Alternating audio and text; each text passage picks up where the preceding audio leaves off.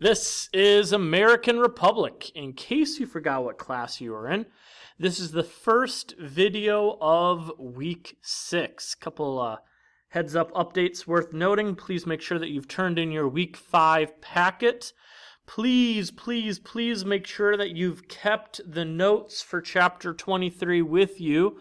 You need them because we're about to do more notes on chapter 23. Also, you should have taken the chapter 22 test. You should have taken the chapter 23 quiz, as well as a couple homework assignments from the week 5 packet. As I've said already, this is the first video of week 6. There are a couple of videos that I found on YouTube that I've added to the 8th grade playlist. You can choose to listen to them, watch them if you want to. You don't have to. They're just extra material. The first one is Sir Winston Churchill's finest hour speech, talking about the Battle of Britain and how the British were going to continue to fight against the Nazis in World War II. Another one shows us a live footage of what took place at Pearl Harbor, which we'll be talking about in a moment. Just kind of gives us an idea of what the destruction was really like. Also, the style of format that it shows is what's called a newsreel, and that was the 1940s version of news, well, propaganda news. So it definitely has a bent towards support of America, the evil of the Japanese and the Axis powers. But it just, again, shows us the real-life personality of the 1940s. And then the last video I added was FDR's Day in Infamy speech that he will give before Congress in declaration of war. Both of those events from those last two videos we will be talking about today in class. So let's get right to it. Roman numeral 3, America enters the war and turns the tide. There's a Japanese proverb that says, if you find your enemy asleep, wake him up, then kill him. The day before Japan's attack on Pearl Harbor, the Japanese ambassador sent a coded message to Washington, D.C., warning of its attack. D.C. knew something was wrong, but the code was not decoded until after the bombing of Pearl Harbor, just as the Japanese honestly wanted. On December 7th, 1941, on a very testable date, a date which will live in infamy occurred when Japan bombed Pearl Harbor and forced the U.S. to join the Allies. The Japanese had maintained complete secrecy about their operation, and on Sunday, December 7th, planes from aircraft carriers began bombing Pearl Harbor early in the morning. 19 American ships were sunk or disabled, nearly 200 planes were disabled, more than 2,000 Americans were killed, more than 1,000 were wounded. Luckily, the aircraft carriers were not at Pearl Harbor.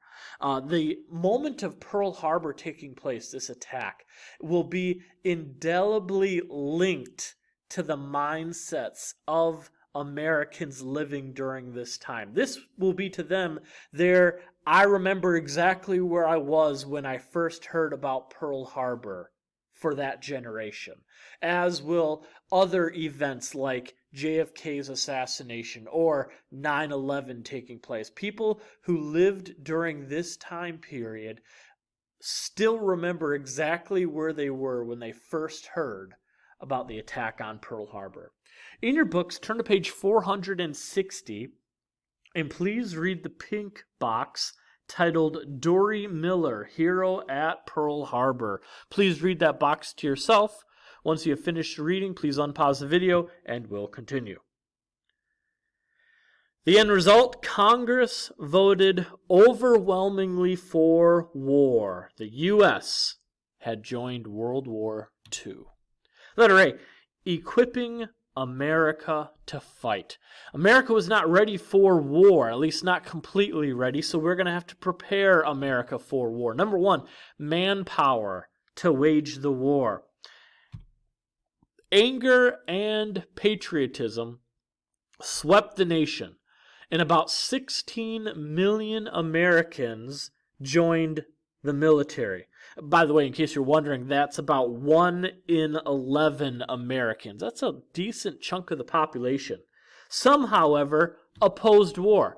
Conscientious objectors, of course, these people exist in any war, but these were Americans who sincerely believed that war was wrong, who served in the medical corps or in other non-combatant roles. Maybe for religious reasons or maybe for conscientious reasons. They felt that to fight and to kill in battle was wrong. So they did serve in other ways. They served in medical corps. They served in other non-combatant roles. So they still wanted to support America, but they served in other ways besides fighting. While opposed to the war, they could serve in roles that did not involve the killing of others.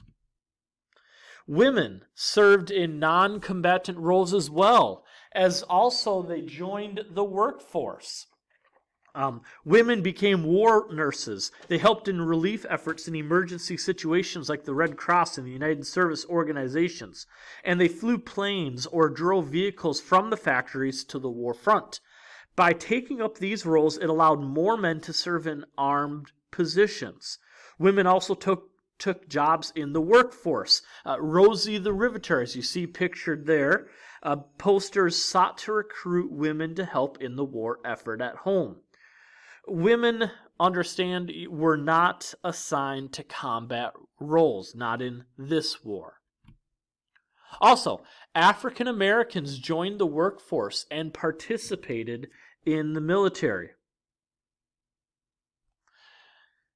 More than ever, African Americans joined the workforce. With the help of FDR, businesses working for the government were required to hire black workers rather than exclude them from employment.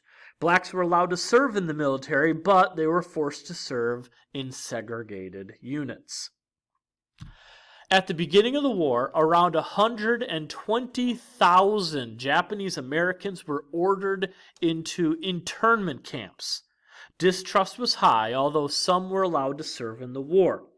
Americans of Japanese ancestry, even those born in America, were greatly distrusted during the war. Forced to move into internment camps, they lost their jobs, their homes, and their rights as Americans. As the war continued and the need for soldiers increased, the U.S. allowed Japanese Americans to serve, mostly in Europe, or in intelligence roles such as cracking Japanese telegraph codes. This is considered one of the worst moments in American history in the sense of racism taking place. Over 120,000 people, just because of their ancestry, were forced into these internment camps. Now, please understand, this is not like the concentration camps of Nazi Germany. This is not, the same idea at all in a long shot.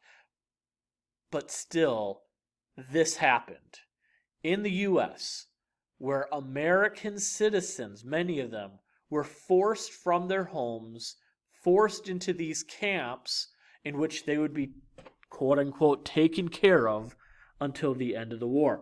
If you look at page 461, there's a pink box, entitled Japanese American Heroes. Understand, of course, that Japanese Americans participated in the war as well. Even with this happening, many Japanese Americans participated in the war. Please read that pink box to yourself.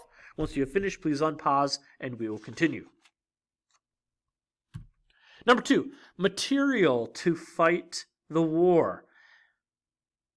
Factories were converted to produce war goods. The U.S. entered the war without enough materials or preparation. World War II helped bring an end to the Great Depression. Tank factories replaced car factories. By 1945, more than 300,000 planes, 100,000 tanks, 2.5 million military trucks, 1.1 million rifles, 400,000 artillery rifles, and 50 billion rounds of ammunition had been made. The U.S. also will enlarge its Navy during the war. They created what were called Liberty ships to transport war material to the Allies. Warships were also built quickly. A little more info.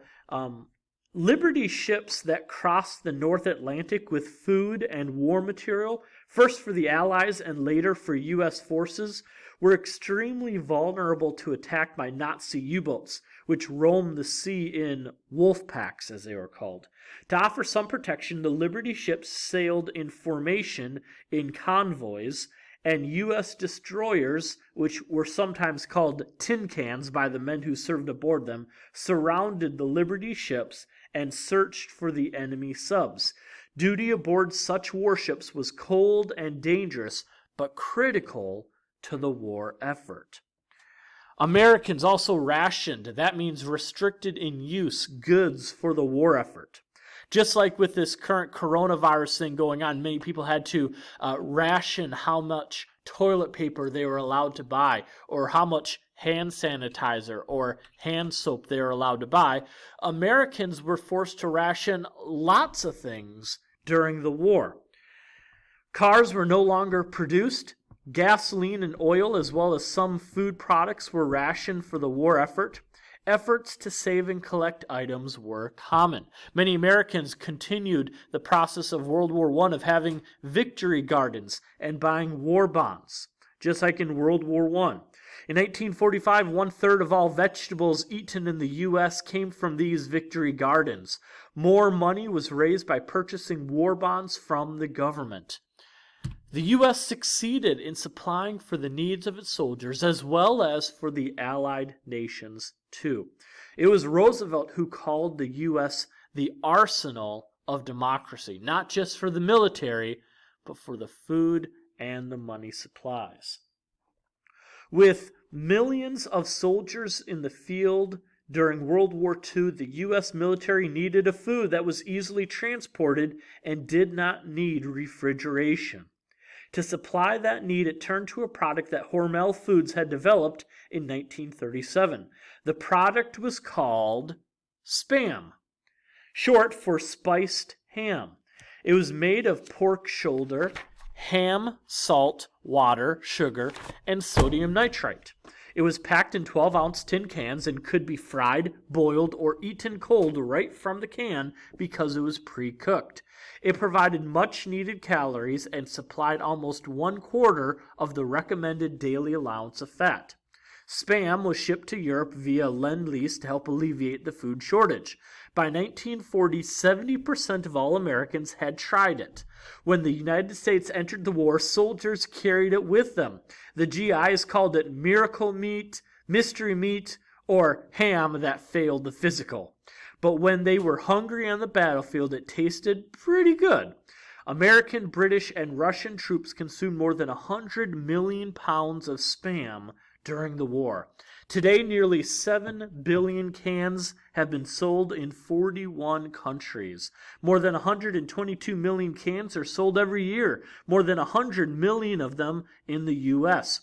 The largest consumers of Spam are Hawaiians, who eat an average of 12 cans per person per year. Have any of you ever tried Spam before? As far as I know, I don't think I have. But maybe it's something that we ought to try. Number 3, mapping the strategy of the war. In discussing the U.S.'s course of action in World War II, President Roosevelt had to decide what to do first. Strategy: defeat Germany first, and then Japan. The Allies concluded that Hitler was the greatest threat to the Allies, and once Hitler was defeated, Japan would not last long. They also discussed a European campaign in Italy and France.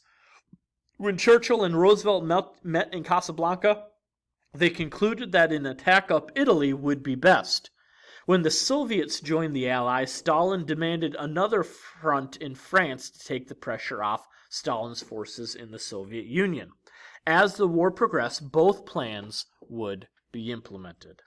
That's all the material that we're going to cover for today. Hope you all have a good rest of the day. Be good, do good. Bye.